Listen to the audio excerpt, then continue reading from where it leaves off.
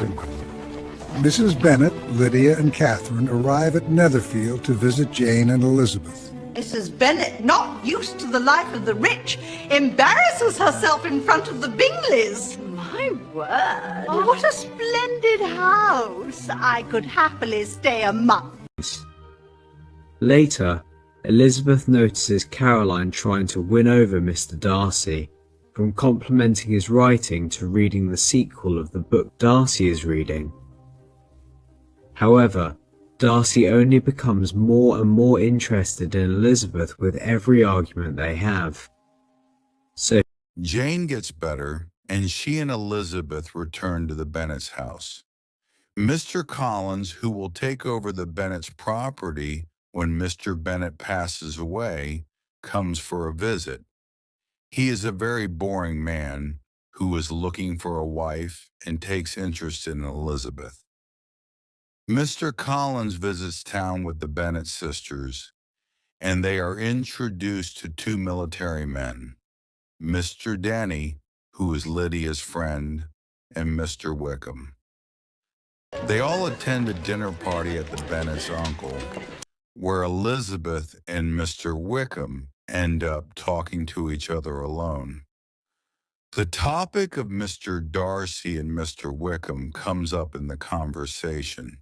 Yes, the late Mr. Darcy left me enough to live more than a comfortable life in his gift. He was my godfather, and very attached to me. I cannot do justice to his kindness. He meant to provide for me and thought he had done it, but when he died, it was given to someone else. Good heaven!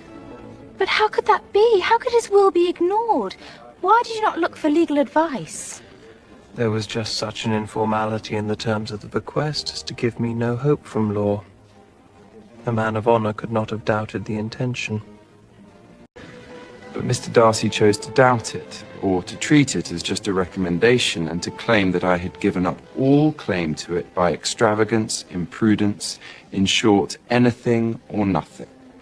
Certain it is that the inheritance became available 2 years ago, Exactly as I was of an age to hold it, and it was given to another man, and no less certain is it that I cannot accuse myself of having really done anything to deserve to lose it.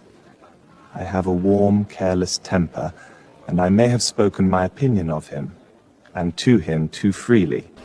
I can recall nothing worse. But the fact is that we are very different sorts of men, and that he hates me. This is quite shocking. He deserves to be disgraced in public. Sometime or other he will be, but it shall not be by me. Till I can forget his father, I can never expose him. Elizabeth honoured him for such feelings and thought him handsomer than ever as he expressed them. But what can have been his motivation? What can have made him be so cruel? A strong and determined dislike of me. A dislike which I cannot but blame partly on jealousy. Had the late Mr. Darcy liked me less, his son might have related to me better, but his father's uncommon connection to me irritated him, I believe, very early in life. He had not a temper to tolerate the sort of competition in which we stood, the sort of preference which was often given me. After a few minutes' reflection, however, she continued. I do remember his boasting one day at Netherfield of the strength of his resentments, of his being unforgiving. His manner must be terrible. I will not trust myself on the subject. I can hardly be fair to him. Elizabeth was again deep in thought and, after a time, exclaimed, To treat in such a manner the godson, the friend, the favourite of his father.